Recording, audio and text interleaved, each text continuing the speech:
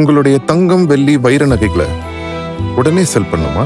நம்பிக்கையான நிறுவனம் Max Gold. Call 04445454545. Max Gold, cash for gold. சமீபத்தில் எம்ஜிஆர் திரைப்படக் கல்லூரியினுடைய தேர்வுக்குழு உறுப்பினர்களை அரசு புதிதானவர்களை தேர்ந்தெடுத்திருந்தது. சினிமாவில் எம்ஜிஆர் திரைப்படக் கல்லூரி, தரமணி திரைப்படக் கல்லூரி அல்லது அடையார் ஃபிலிம் இன்ஸ்டியூட்டு, இப்படி பல பெயர்கள் உண்டு. அப்போல்லாம் நீங்கள் 90 காலகட்டங்களில் டிஎஃப்டி, ஒவ்வொரு டைரக்டர் பேருக்கு அப்புறம் டிஎஃப்டின்னு வந்தால் அது ஒரு பெரிய மதிப்பு உண்டு. BSc DFT, BA DFT, RV Udayakumar, RK Selvamani, Aabavanan, Aravindraj, இந்த பேர்கள்லாம் பார்த்தோன்னே அப்படி ஒரு டிஎஃப்டி மேலே ஒரு பெரிய இது உண்டு. ஃபிலிம் இன்ஸ்டியூட்டில் நம்ம போய் படிக்க மாட்டோமான்னு அரசு நடத்துகிற திரைப்படக் கல்லூரி அது. மிக முக்கியமாக அதுக்கு முன்னாடி ஃபிலிம் சேம்பர் நடத்திக்கிட்டு இருந்தது. அதில் படித்தவர் தான் ரஜினிகாந்த் அவர்கள். அப்போ ஃபிலிம் சேம்பரில் 4 மொழியிலேருந்து வருவாங்க. தமிழ், தெலுங்கு, கன்னடம், மலையாளம் 4லேருந்து வருவாங்க.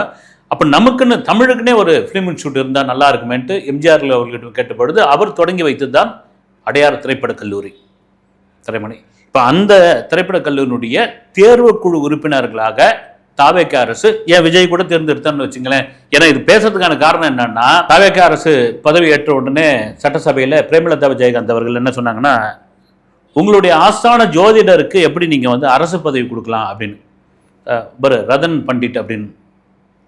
உடனே அவர் சிஎம் விஜய் என்ன பண்ணார், அந்த பதவியிலிருந்து அவர் எடுத்துட்டார். அது சில பேர் மட்டும்தான் அதை வரவேற்றார்கள். பல பேர் ஏங்க நீங்கள் அந்த கேள்விகளை ஏங்க நீங்கள் செவி சாய்க்கிறீங்க? இப்போ ஜோதிடம் என்பது ஒரு தொழில் தானே, ஜோசியம் ஒரு தொழில் தானே.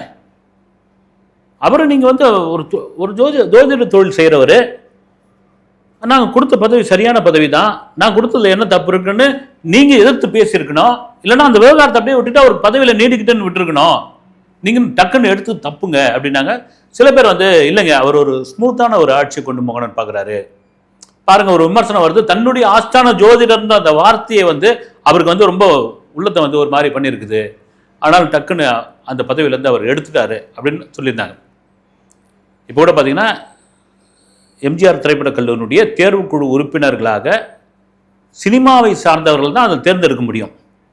அதில் ரொம்ப முக்கியமான ஒரு விஷயம், தலைவராக கேமராமேன் மனோஜ் பரமஹம்சாவை தேர்ந்தெடுத்திருந்தார். உடனே என்ன சொல்லிட்டாங்க, உங்களுடைய ஆஸ்தான கேமராமேனுக்கு அரசு பதவி கொடுக்கலாமா அப்படின்னு. இது அரசு பதவியே இல்லைங்க. இது நான் இவ்வளோ லேட்டாக பேசுறதுக்கான காரணம் என்னன்னா, இன்னும் அந்த விவாதம், அந்த பிரச்சனை தொடர்ந்துக்கிட்டே இருக்குது. அதனுடைய தலைவராக மனோஜ் பரமஹம்சா, அவர் என்ன நண்பன், லியோ, பீஸ்ட், இந்த படங்களுக்கு கேமராமேன் தான் நிறைய படங்கள் பண்ணியிருக்காரு. உடனே ஒருத்தர் ஃபேஸ்புக்கில் போட்டிருந்தார், ஒரு நார்த் இந்தியனுக்கு நீங்கள் இப்படியாப்பட்ட பதவி கொடுக்கலாமா அப்படின்னு. எங்கள் அவர் தமிழருங்க, சென்னையில் பிறந்து வளர்ந்தவருங்க, தமிழ் நல்லா பேசுவார். அவர் வித்தியாசமாக மனோஜன் இருந்திருக்கலாம், அவர் பேர் பரமஹம்சான்னு வச்சிருக்காரு. உடனே அவர் நார்த் இந்தியன் முடிவு பண்ணி அது ஒரு பக்கம் பண்ணுறாங்க. அவருக்கு மட்டும் கொடுக்கல, இயக்குனர் பேரரசு, இயக்குனர் வெற்றிமாறன், ஒளிப்பதிவாளர் வேல்ராஜ், இப்படி ஒரு 10 பேரில் அந்த தேர்வுக்குழுவில் இருக்காங்க. ஏன்னா ஒரு திரைப்படக் கல்லூரியில் போயிட்டு சினிமா படிக்கிறது ஒரு பெரிய விஷயம்.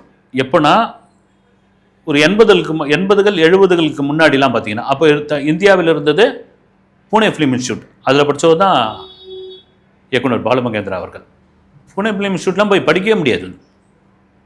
நீங்கள் போய் நியூயார்க்கில் போய் நியூயார்க் ஃபிலிம் இன்ஸ்டியூட்டில் படிக்கிறதுக்கு சமம். அப்போ நம்ம கிராமப்புறங்களில் இருக்கிற சாதாரண சின்ன டவுனில் இருக்கிற சினிமா ஆசையோடு இருக்கிற அந்த சினிமாவை தெரிஞ்சுக்கணும் விரும்புகிற அந்த மாணவர்களுக்கு ஒரு திரைப்படக் கல்லூரி வேணும். எவ்வளோ பெரிய விஷயம் பாருங்கள். அப்படி இந்த எம்ஜிஆர் திரைப்படக் கல்லூரி பல கிராமத்தில் இருந்து வந்த மாணவர்களை பெரிய இயக்குனராக, ஒளிப்பதிவாளராக, எடிட்டராக மாற்றிருக்குதுங்க. அதுக்கு ஒரு உதாரணம் சொன்னால், ஒளிப்பதிவாளர் தங்கர் பச்சன், ஒளிப்பதிவாளர் இயக்குனர் தங்கர் பச்சன், அவர் என்னன்னா, அவர் அப்ளை பண்ணியிருக்காரு, சீட்டு கிடச்சிச்சு, அவருக்கு இன்டர்வியூ அட்டன் பண்ணிட்டாரு. முதல் நாள் வகுப்புக்கு வராரு. எப்படி வராரு தெரியுங்களா? அவர் சொல்கிறார், நல்ல ஒரு சட்டையை டைட்டாக மாட்டிக்கின்னு, தலைக்கு விளக்கெண்ணெய் வச்சுக்கின்னு, மூஞ்சி பூரா பவுட்ரு, நல்ல பவுட்ரு அடிச்சுக்கின்னு, அந்த டால்கம் பவுடர் இருக்குங்க இல்லையா, அதையே என்ன பண்ணுவாங்க, விபூதியாக வைப்பாங்க. சின்ன வயசில் நான்லாம் கூட வச்சுருக்கிறேன்.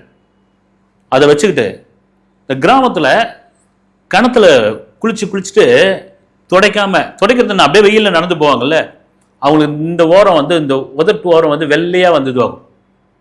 அப்படி அந்த வெள்ளையான உதட்டு ஓரமா ஒரு அசல் கிராமத்து பையனாக, இதில் ஒன்றும் தவறு கிடையாது, நான் சொல்கிறேன், நான் வந்து அட்டைப்படம் அவர் வச்சிருந்த நோட்டுக்கு வந்து எம்ஜிஆருடைய படத்தை போட்டு அட்டைப்படத்தை போட்டு வச்சிருந்துக்கிறாரு, எம்ஜிஆரோட ஸ்டிக்கரை ஒட்டி வச்சிருந்துருக்காரு.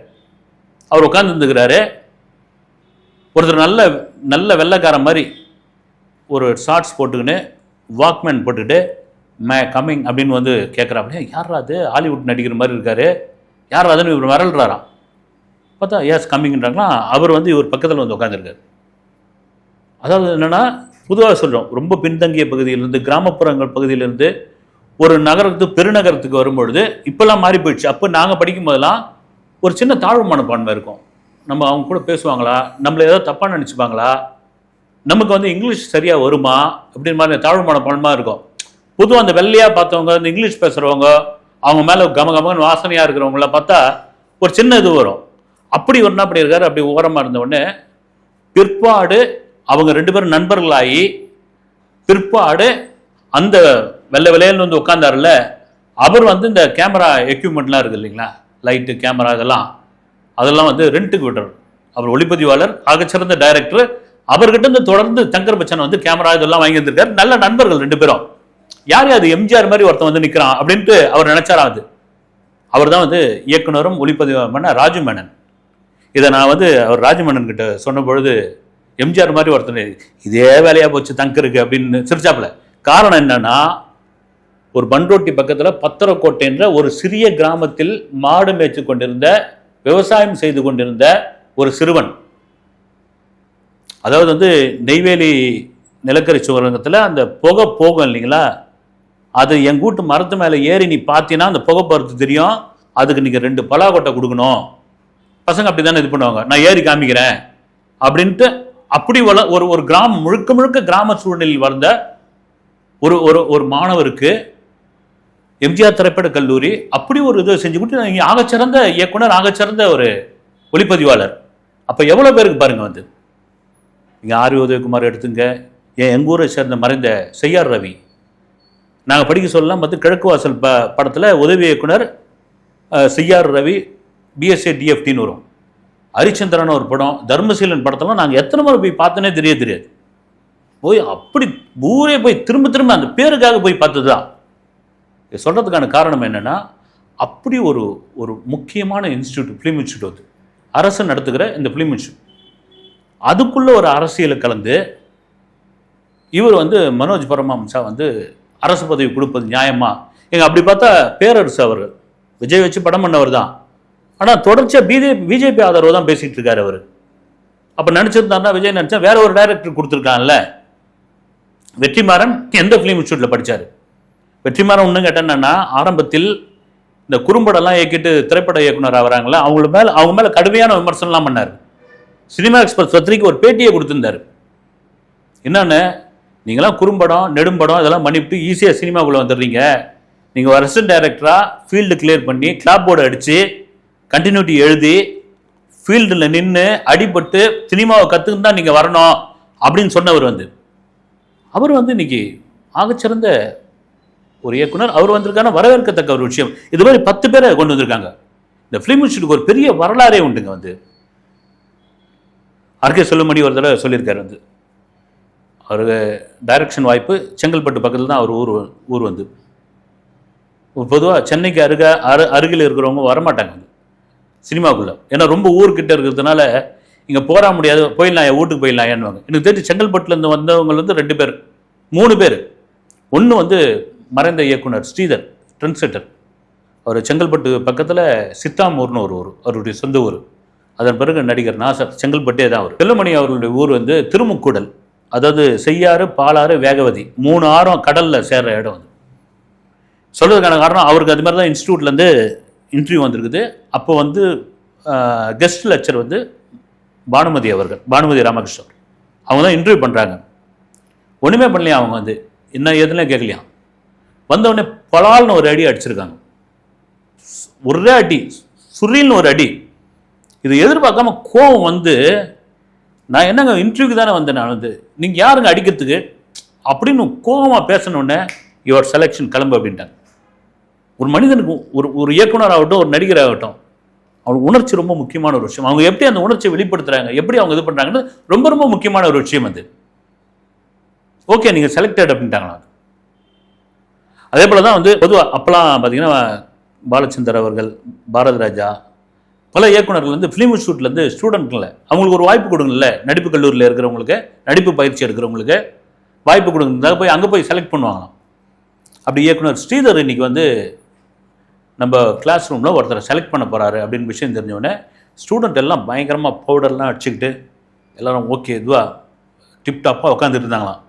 எப்படியாவது டைரக்டர் வந்து நம்ம வந்து கவர்ந்துடணும், அவர் ஏதோ ஒரு விதத்தில் நம்ம வந்து இது பண்ணிடணும், அவர் ஏதாவது நடிச்சு காமின்னு சொன்னால் நம்ம நடிச்சு காமிக்கணும் அங்கேயே அப்படின்ட்டு ரெடியாகி உட்காந்துட்டு இருக்காங்க. அவர் வந்து அப்படியே ஒரு கிளாஸ் ஒன்று போட்டிருப்பார், அப்படி ஸ்டைலிஷாக இருப்பார் வந்து ஸ்ரீதர் வந்து அப்படியே பார்த்துட்டு அப்படியே பார்த்துக்கிட்டே இருந்தவர் டக்குன்னு ஒரு ஸ்டூடெண்ட்கிட்ட போனாராம்.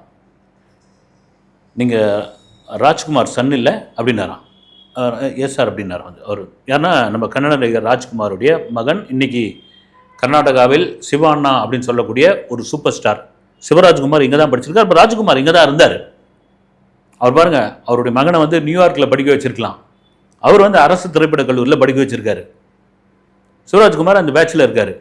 டக்குன்னு இன்னொரு டேபிளில் போயிட்டு இன்னொரு வரிசையில் போய் உட்காந்து அவரை பார்த்தோன்னே நீங்கள் அசோகன் சன் தானே நீங்கள் அப்படின்னு நிற்கிறார். அவர் தான் வின்சென்ட் அசோகன். அப்புறமா எல்லாரும் அப்படியே சைலண்டாக இருந்திருக்காங்க. இவர் பார்த்துட்டு என்ன தெரியல உதவப்பட்டு அப்படியே வெளியே போயிருக்காரு. வெளியே அப்படி போயிட்டே இருக்கும் பொழுது அந்த தரமணி ரோடு இப்போ ரொம்ப பிஸியாக இருக்குது, அப்போ ரொம்ப இதுவாக இருக்கும். அந்த தரமணி ரோட்டில் ஒரு பெண் வந்து நடந்து போயிட்டு இருக்காங்க. போயிட்டோடனே தான் அசிஸ்டண்ட் விட்டு கூப்பிட்டு இந்த பொண்ணு நல்லாயிருக்கு, நடிக்குமான்னு கேளுங்க அப்படின்னு செலக்ட் பண்ணியிருக்காரு.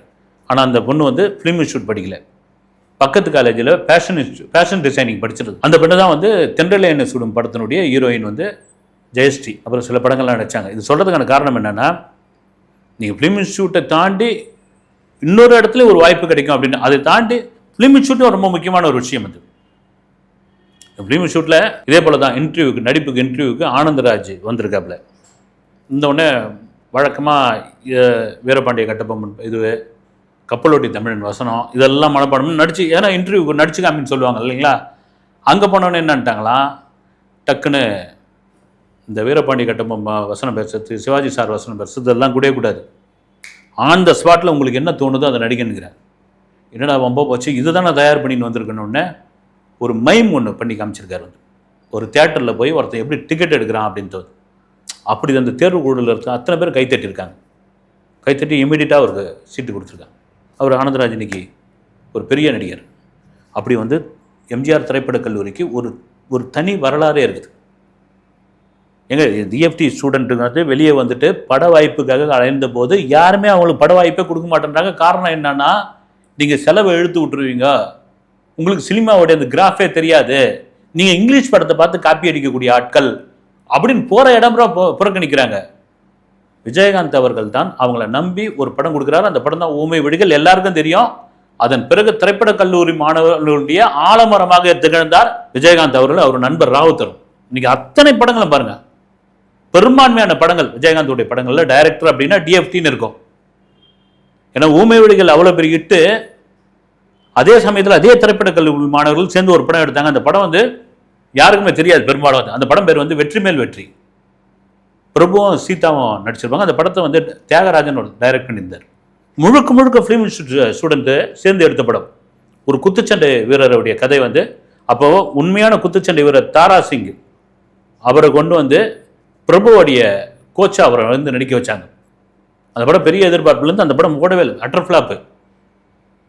அதன் பிறகு ஆர்வி உதயகுமார், ஆர்கே செல்லுமணிலாம் இங்கிலீஷ் படம் மாதிரி எடுக்க ஆரம்பிச்சு பெரிய இதுவாகி போச்சு. அப்புறம் திரைப்பட கல்லூரிக்கு வந்து அப்ளிகேஷன் வாங்குறதே பெரிய கஷ்டமாக இருக்கும், இடம் கிடைக்கிறது பெரிய இதுவாக இருக்கும். மினிஸ்டர் ரெக்கமெண்டேஷன், சிஎம் ரெக்கமெண்டேஷன் அளவுக்குலாம் போனது உண்டு. இன்னும் அந்த கல்லூரிக்கு ஒரு பெரிய மவுஸ் இருக்குது. எத்தனையோ தனியார் திரைப்பட கல்லூரிகள் வட்டாலும் அடையார் ஃபிலிம் இன்ஸ்டியூட்டுக்கு ஒரு தனியாக மவுஸ் இருக்கிறது. இதை சொல்கிறதுக்கான காரணம் என்னென்னா, இவர்கள் தேர்வுக்குழு உறுப்பினர்கள் வந்து இப்போ 5 வருஷம் இந்த ஆட்சி இருக்குது, டிவிக்கு ஆட்சி, அடுத்த 5 வருஷம் மாறி போச்சுன்னு வச்சுங்க, அவங்க இன்னொரு தேர்வுக்குழு, இது அரசு பதவியே கிடையாது. இது தெரியாமல் மனோஜ் பரமஹம்சாவுக்கு எப்படி அரசு பதவி கொடுக்கலாம், பேரரசுக்கு எப்படி வந்து நீங்கள் கவர்மெண்ட் ஜாப் கொடுக்கலாம், உயர் அரசு பதவி கொடுக்கலாம் அப்படின்னு தெரியாத இந்த ஆட்கள் பேசுகிற பேச்சு இருக்குல்லே. ஏங்க இதுக்கு முன்னாடி வந்து இயலிசை நாடக மன்றத்தில் திமுக ஆட்சியில் இயலிசை நாடக மன்றத்தினுடைய தலைவராக முன்னாள் எம்எல்ஏவாக இருந்த நடிகர் வாகை சந்திரசேகர் தான் இருந்தார். ஏன்னா இது எல்லாம் அடிப்படை அறிவே தெரியாமல் விஜய் கவர்மெண்ட் மீது ஏதாவது ஒன்று சொல்லணும், ஏதாவது ஒன்று இது பண்ணணும் அப்படின்றதுக்காக இது என்ன சொல்கிறது, இந்த வரலாறு புவியியல் எதுவுமே தெரியாமல் இது மாதிரியான கட்டுக்கதைகளை அவுத்து விடாதீர்கள், அது நல்லதில்லை. அடுத்த வீடியோவில் சந்திக்கிறேன். நன்றி.